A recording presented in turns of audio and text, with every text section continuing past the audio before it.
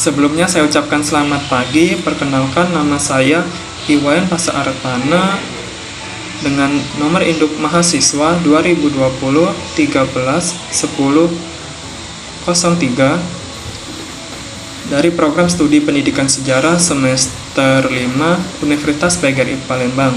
Di sini saya akan mereview buku yang ditulis oleh Sartono Kartodirjo, yang dimana judulnya yaitu Pendekatan Ilmu Sosial dalam Metodologi Sejarah. Berikut penjelasannya.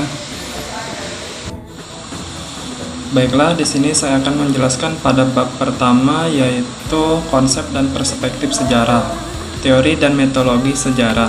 Bertolak dari pengertian sejarah sebagai cerita atau naratif tentang peristiwa di masa lampau, kecuali mengungkapkan fakta mengenai apa, siapa, kapan, dan di mana.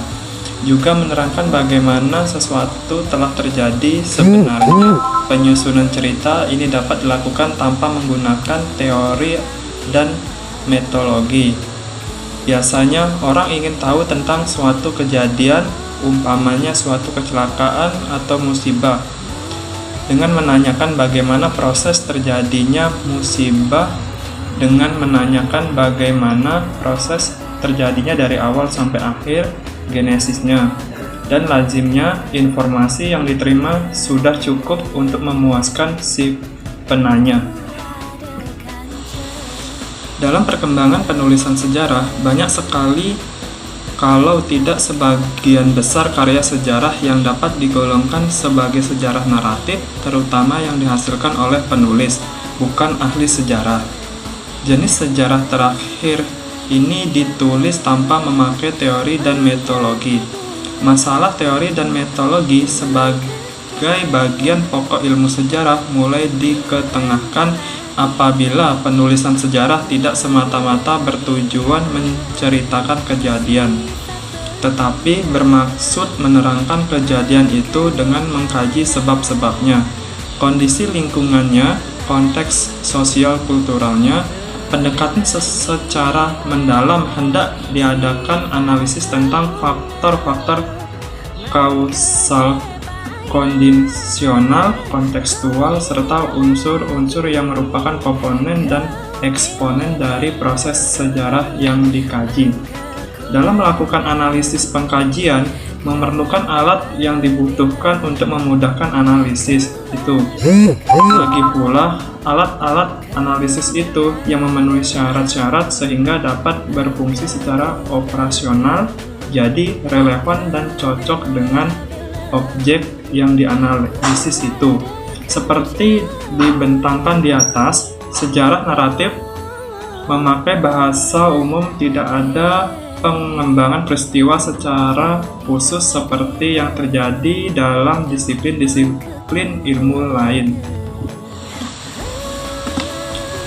Langkah yang sangat penting dalam membuat analisis sejarah ialah menyediakan sesuatu kerangka pemikiran atau kerangka referensi yang mencakup pembagi konsep dan teori yang akan dipakai dalam membuat analisis itu. Tradisi penulis sejarah naratif sangat terikat pada paham bahwa setiap kejadian historis bersifat unik, aktif, khusus, dan hanya sekali itu terjadi, tidak akan terulang lagi. Lebih-lebih, masalah keteraturan atau hukum-hukum sama sekali tidak diindahkan. Hal-hal seperti itu lebih tepat dimasukkan dalam bidang filsafat. Perhatian yang terbatas pada soal-soal khusus atau unik dalam sejarah menegaskan sifat ideografis pada sejarah. Dengan demikian, pengarapan sejarah sudah mengandung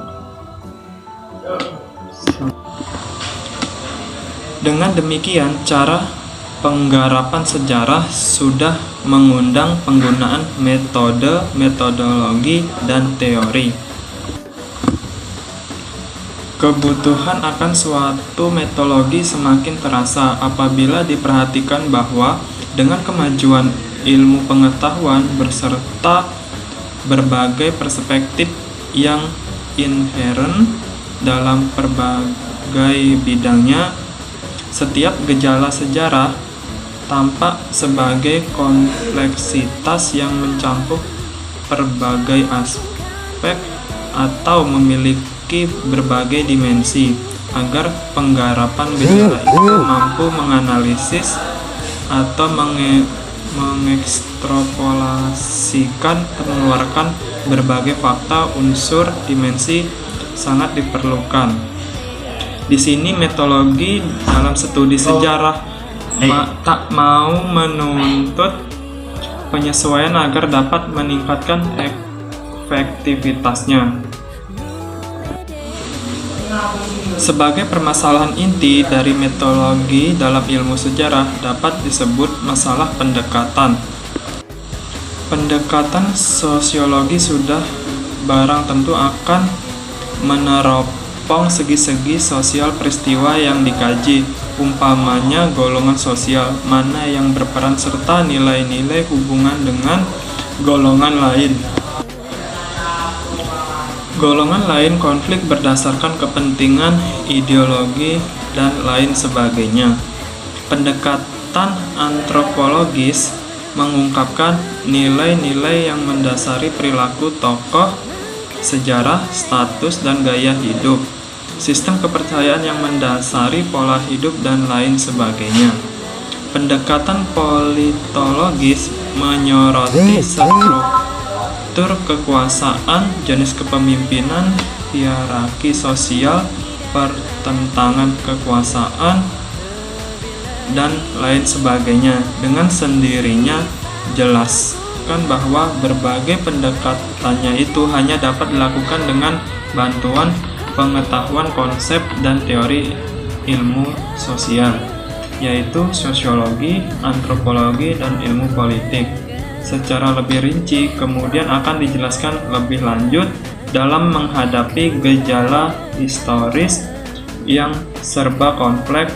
Setiap penggambaran atau deskripsi menurut adanya pendekatan yang memungkinkan penyaringan data yang diperlukan. Sesuatu seleksi akan dipermudahkan dengan adanya konsep-konsep yang berfungsi sebagai kriteria. Sebagai contoh, dapat diambil peta kota sebagai bentuk deskripsi kota tertentu. Deskripsi sebagai suatu peta peristiwa tidak memuat semua fakta yang terinci, tetapi terbatas pada yang relevan untuk menggambarkan peristiwa itu. Deskripsi dalam sejarah sosial berbagai peta sosial. Gejala sejarah akan mencakup golongan sosial, jenis hubungan sosial, pelapisan sosial, peranan dan status sosial, dan lain sebagainya. Deskripsi itu suatu proses terutama akan mengungkapkan fakta-fakta tentang apa saja, kapan, di mana, dan bagaimana. Apabila seseorang bermaksud menulis sejarah naratif, kiranya jelas bahwa pembuatan deskripsi naratif memakai seleksi berdasarkan komonsensi dan tidak membutuhkan teori dan konsep-konsep ilmu sosial.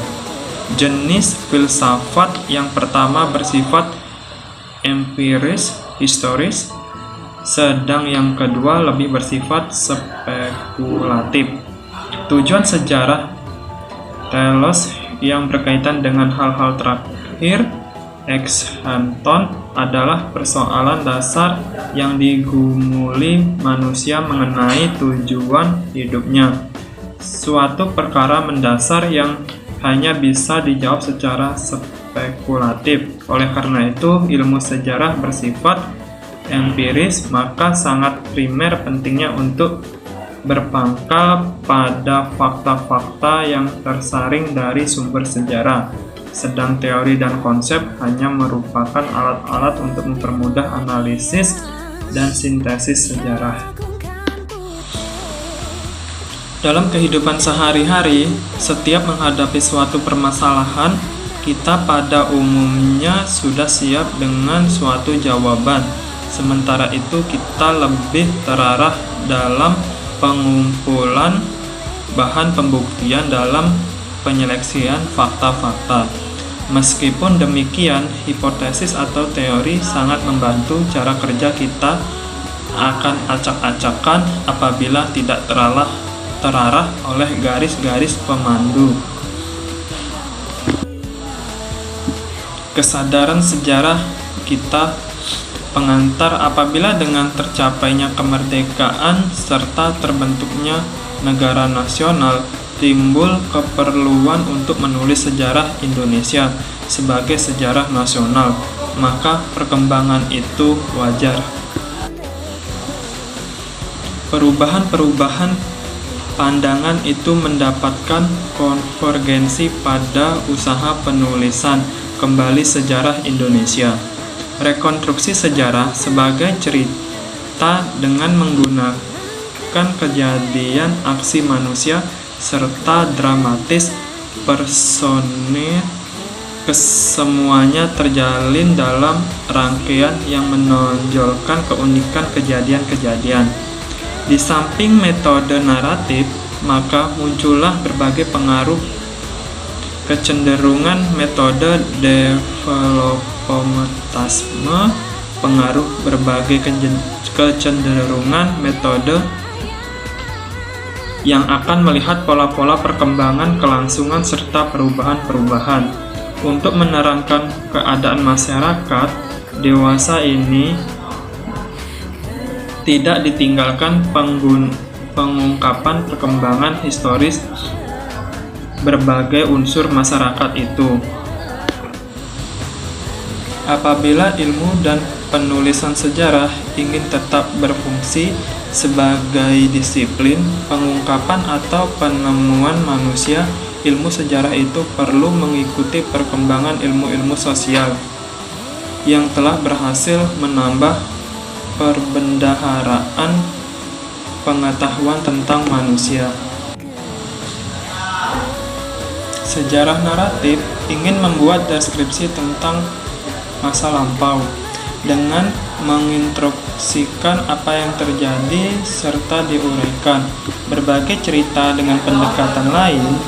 Kejadian-kejadian penting diseleksi dan diatur menurut poros waktu, demikian sehingga tersusun sebagai cerita story. Sejarah normatif tidak menyusun cerita tetapi berpusat pada masalah, jadi problem oriented. Dengan demikian dapat diungkapkan soal pola-pola kecenderungan serta arah perkembangan yang umum tanpa mengurangi bidang konvensional sejarah atau biografi. Ilmu sejarah dengan metode baru menempati kedudukan yang baik untuk mengolah tipe sumber tertentu, tipe masalah tertentu, dan lebih-lebih tipe periode tertentu. Jenis ilmu sejarah gaya neo-scientific ini cenderung untuk lebih banyak meneliti soal-soal sosial dan ekonomis daripada soal politik, sehingga mempunyai implikasi bahwa ada eksklualisasi individu-individu yang mendorong ke arah demokratisasi. Sejarah neo-scientific merupakan sejarah jangka panjang yang terdiri atas deskripsi, ulangan, dan keteraturan. Uraian semacam ini berguna apabila dapat menonjolkan perkembangan serta menunjukkan kecenderungan serta dimensi-dimensi. Apabila ekonomi agraris dalam abad ke-16 merupakan take-off dalam sejarah Eropa. Untuk menjawab pertanyaan ini diperlukan suatu analisis yang memungkinkan membuat identifikasi periodisitas, krisis resensi, skill, dan kecenderungan. Sejarah jenis ini akan lebih mampu memilih problem-problem baru dan objek penelitian baru seperti sejarah iklim, sejarah bahasa, sejarah masakan, sejarah mentalitas, dan sebagainya. Mengapa kita di sini memilih jenis sejarah yang neoscientific ini untuk dikembangkan di Indonesia? Karena telah berkali-kali kami tunjukkan bahwa pemikiran spekulatif terhadap Indonesia sentrisme hanya berfungsi sebagai counter point of view dalam usaha menggantikan historiografi kolonial, tetapi selanjutnya tidak subur atau operasional berbagai penelitian serta penulisan sejarah yang sebenarnya. Untuk mengungkapkan sejarah dari dalam dengan peranan kaum pribumi sebagai dramatis personae, diperlukan penyusunan sejarah mikro serta metodologi sosial saintifik agar terungkap berbagai dimensi serta aspek dari kehidupan kaum pribumi itu. Dengan mengintegrasikan metode penelitian baru dari ilmu-ilmu sosial, penyusunan sejarah Indonesia akan mampu mengungkapkan banyak persoalan dan objek-objek baru, serta dimensi-dimensi perubahan sosial dalam kehidupan bangsa Indonesia. Kemudian tampil sejarawan-sejarawan seperti Febri Fernand Braudel, Lev Rossi, Gurbet yang besar sumbangannya bagi rekonstruksi sejarah perdesaan, seperti pola pembagian tanah, angka-angka produksi, harga, pembayaran pajak, angka kelahiran, perkawinan, dan kematian, dan seterusnya. Studi sistematis tentang struktur sosial, perubahan sosial yang mencakup analisis tentang perubahan organisasi, lembaga, nilai-nilai akan sangat menolong memberi keterangan tentang proses pertumbuhan ekonomi, industrialisasi, serta modernisasi pada umumnya. Apakah sejarah itu? Agar pengertian kita tegas mengenai sejarah sehingga tercegah kesimpangsiuran dalam pemakaiannya. Baiklah, di sini ditemukan beberapa pembatasan. Sejarah dalam arti subjektif adalah suatu konstruk, ialah bangunan yang disusun penulis sebagai suatu uraian atau cerita. Sejarah dalam arti objektif menunjukkan kepada kejadian atau peristiwa itu sendiri. Ialah proses sejarah dalam aktualitasnya. Kejadian itu sekali terjadi dapat diulang atau terulang kembali. Dalam ucapan sejarah berulang, rupanya yang dimaksud ialah sejarah dalam arti objektif, sedang kita perlu belajar dari sejarah akan lebih menunjuk sejarah dalam arti subjektif. Setiap peristiwa meninggalkan bekas yang kemudian digunakan sebagai saksi atau bukti bahwa kejadian itu sesungguh terjadi. Umpamanya, pecahan kaca mobil itu sebagai bekas kecelakaan, pisau berlumuran darah sebagai bekas pembunuhan, kwitansi sebagai bukti pembayaran. Fakta sejarah. Apa setiap hari disajikan oleh surat kabar kepada kita bukanlah kejadian-kejadian, melainkan pernyataan tentang kejadian atau fakta. Di samping itu, ada fakta keras, ialah antara lain yang menunjuk proklamasi kemerdekaan Republik Indonesia pada 17 Agustus 1945. Dalam depot arsip tersimpan banyak dokumen yang apabila disusun berderet akan beberapa kilometer panjangnya. Sejarah sebagai konstruksi. Proses penulisan sejarah sebagai suatu penyusunan sintesis mirip dengan pembangunan suatu bangunan. Perencanaan bangunan tertuang dalam suatu desain atau blueprint yang memuat layout bangunan yang akan dibangun.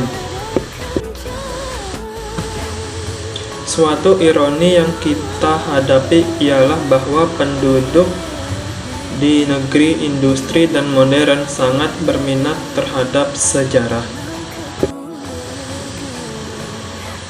Pengetahuan sejarah dan fungsinya. Di dalam suatu science fiction diceritakan bahwa konon di istana seorang diktator di futuristik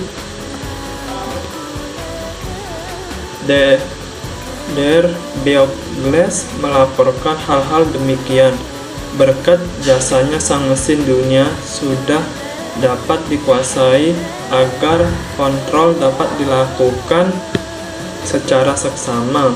Maka salah satu prioritas ialah orang harus melupakan masa lampau dan harus menghapus sejarahnya. Masa lampau dan masa sekarang. Serombongan sarjana Indonesia mengadakan suatu tur dengan bis dari Amsterdam lewat daerah Zand, Purmerend Home, Enkhuizen ke Volendam. Mungkin dari sini dapat ditambahkan bahwa barang siapa yang lupa sama sekali akan masa lampaunya dapat diibaratkan sebagai mereka yang sakit jiwa. Berdasarkan kesaksian orang-orang, pengetahuan kita tentang sejarah semakin menipis apabila kita mundur lagi ke masa lampau, umpamanya pada abad ke-19. Apa yang disimpan di museum hanya merupakan sebagian kecil dari peninggalan dari masa lampau. Sesungguhnya apabila kita memandang lingkungan kita, masyarakatnya, kebudayaannya, dengan segala lambang-lambang dan lembaga-lembaganya, kesemuanya dari perspektif sejarah tidak lain merupakan hasil terakhir atau endapan dari proses perkembangan historis.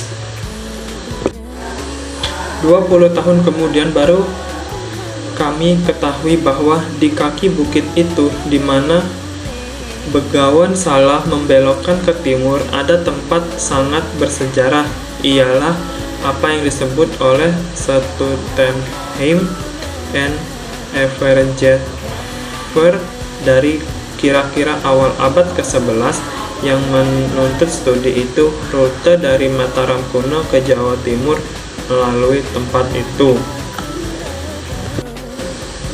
Di Florensi kita dapat mengunjungi gereja Santa Croce, di mana bersemarak makam tokoh-tokoh seperti Marcel, Copernicus, dan T. Alexandri. Sejarawan adalah wisatawan profesional dalam dunia lampau. Mereka mempunyai kekhususan dalam suatu daerah tertentu, seperti dunia lampau Indonesia atau salah satunya daerah bagiannya, misalnya Aceh, Ambon, Sumatera Barat, Sulawesi Selatan, Bali, dan sebagainya. Sejarawan terkenal Langlois Nobos merupakan sejarah sebagai apa yang disusun atau dikonstruksikan dari dokumen, atau juga sejarah adalah penggunaan dokumen menurut penerapan tertentu. Akan tetapi dalam abad ke-20 ini munculnya gaya baru yang mempelajari sejarah dari berbagai segi dan dimensinya. Sesungguhnya prototipenya juga kita temukan dari Yunani, ialah dalam karya Herodotus yang menulis soal perang Parsi. Akan tetapi di dalam karya itu ia banyak menguraikan kehidupan penduduk negara kota Athena secara komprehensif. Sejarah kritis. Bapak metode sejarah kritis Leopold von Ranke mengatakan bahwa sejarah baru dimulai apabila dokumen dapat dipahami lagi pula cukup banyak dokumen yang dapat dipercaya. Heuristik adalah suatu art atau seni dalam arti bahwa kecuali perlu ditaati peraturannya, alat-alat kerjanya juga dibutuhkan keterampilan. Di samping itu, tetap merupakan kenyataan bahwa tersedianya bahan baru tampak bila seorang sejarawan tertarik pada suatu permasalahan yang menarik. Tidaklah cukup bahwa dokumen terhindar dari pembinasaan. Sejarawan berkewajiban menyelamatkan dan melacaknya. Bagaimanapun dalamnya penyelidikan sejarawan dalam melacak sumber-sumber sejarah, pada umumnya diakui bahwa pengumpulan dokumen tidak dapat dilakukan secara tuntas dalam arti sebenarnya. Dalam dunia baru, gagah berani masa lampau hendak dikuasai yang dalam Kementerian Kebenaran ditugaskan kepada seorang tokoh, Winston Smith. Sejarah gaya baru untuk merevisi surat kabar lama dan disesuaikan dengan garis-garis partainya, mengubah dokumen-dokumen, membinasakan foto-foto, menghapus nama-nama, dan mengubah reputasi. Perspektif sejarah satu dalam mengangan-angankan tentang masa lampau yang penuh kejadian, ada kalanya timbul ketakutan karena orang lupa mana yang terjadi lebih dahulu dan mana yang kemudian. Apabila kita melacak perkembangan suatu lembaga, terutama strukturnya, maka jelaslah bahwa ketiga dimensi itu menjadi kabur, antara lain karena usia atau proses perkembangannya meliputi ketiga zaman. Telah dibicarakan di tempat lain, apakah implikasi metodologisnya pada umumnya dan pendekatannya khususnya yang sangat esensial dan perspektif historis. Ini ialah pandangan yang mampu mengungkapkan fakta bahwa situasi masa kini adalah produk dari perkembangan masa lampau. Di dalam historiografi Indonesia, antara lain dalam abad Tanah Jawi juga terdapat pembagian zaman yang dimulai dari zaman nabi-nabi, zaman munculnya tokoh-tokoh, pewayangan, mitis, atau diikuti oleh zaman kerajaan-kerajaan. Kerajaan Sriwijaya dan Majapahit merupakan titik puncak integrasi fase 1, baik kerajaan-kerajaan maupun emporium. Sebagai unit kecil dapat dicangkup dalam lingkungan kekuasaan atau hegemoni kedua kerajaan itu. Apa yang terjadi kemudian adalah desintegrasi oleh karena pusat kekuasaan merosot sehingga timbulnya semacam desentralisasi lagi. Perspektif sejarah 2. Pandangan terhadap objek yang diamati senantiasa diarahkan oleh konsep-konsep dan teori-teori, sehingga pengamatan difokuskan pada gejala tertentu, baik benda-benda maupun prosesnya, serta berhubungan tentu antara objek-objek atau gejala-gejala itu. Ambillah sebagai contoh sebuah kota. Bagaimana layout kota dan mengapa demikian strukturnya akan sukar diterangkan tanpa mempergunakan sejarah kota itu. Dengan perkataan lain, bagaimana pertumbuhannya dari masa ke masa. Yang penting dalam pandangan dan cara melihat objek atau gejala itu ialah bahwa setiap objek selalu mempunyai masa lampau dan perkembangannya. Jadi perspektif historis akan menjelaskan masa kini dengan memaparkannya dengan latar belakang masa lampau. Hanya saja implikasi metodologisnya ialah bukan naratif yang diutamakan, melainkan pola-pola, struktur, tendensi, konjuktur. Hal ini akan dibahas dalam pendekatan ilmu sosial. Apabila orang bertolak dari pendapat bahwa sejarah tidak berulang, jadi segala sesuatu hanya terjadi sekali saja, Einmelling, maka kesimpulannya ialah bahwa tidak mungkin ditarik semacam analogi antara suatu peristiwa masa lampau dengan suatu peristiwa masa kini.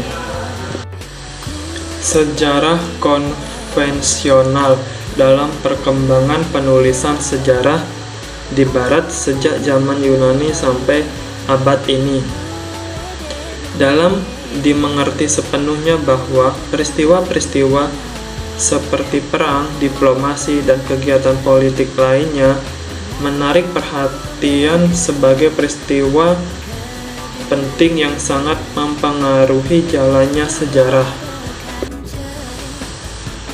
Reaksi-reaksi terhadap sejarah politik sebagai sejarah yang dominan timbul dalam abad ke-20 antara lain karena dirasakan bahwa dalam sejarah politik banyak aspek-aspek kehidupan masyarakat kurang mendapat perhatian, diantaranya bidang ekonomi, sosial, dan kultural.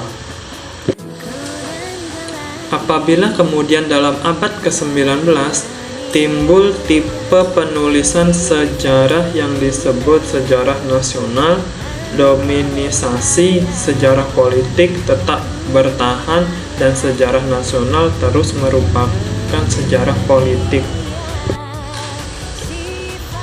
Sejarah politik gaya baru telah diuraikan dalam sejarah konvensional bahwa sejarah politik sangat dominan dalam historiografi Barat sehingga timbul tradisi kuat dengan akibat bahwa sejarah konvensional lazimnya merupakan sejarah politik.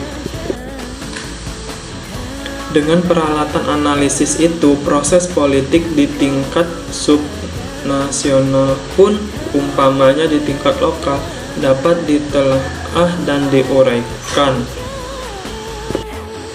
Perjuangan kekuasaan antara kaum elit di tingkat regional sebagai proses politik mikro terungkap secara jelas serta penuh makna.